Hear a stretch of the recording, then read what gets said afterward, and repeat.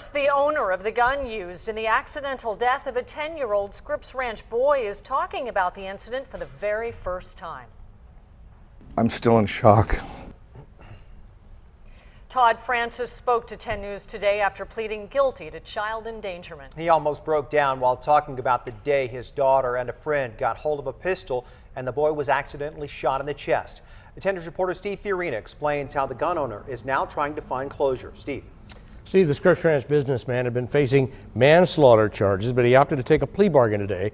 He said it's to save the family and that of his victim the additional stress of a trial. And he said that he himself has been shattered by the terrible event of last summer. Todd Francis fought tears as he spoke about the tragedy with ABC News. It never ends.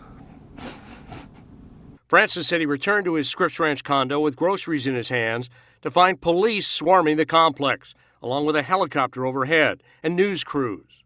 I could see the box that was in the garage where I had my handgun hidden, and it was wide open, and pretty much knew what happened.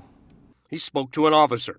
He said a kid got shot, and I said, who? I didn't know, and he told me it was Eric. 10-year-old Eric Clias was killed by a single shot to the chest.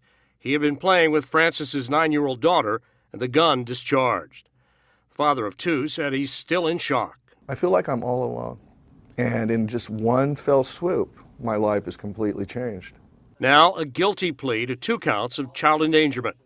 It brings closure. There is still dispute about the gun's location and if it were loaded. His daughter told police on several different occasions that the gun was in fact loaded and found on top of a couch in the garage where all the children played. I just want to get the record straight.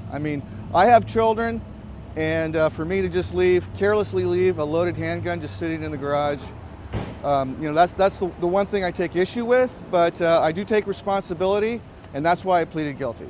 He told me he's hoping to move forward now. Now I have an opportunity to make amends with my family, and also see what I can do about Eric's family too, see what I can do to help them, because that's all I care about right now. Francis is to be sentenced in April. His attorney will ask for probation.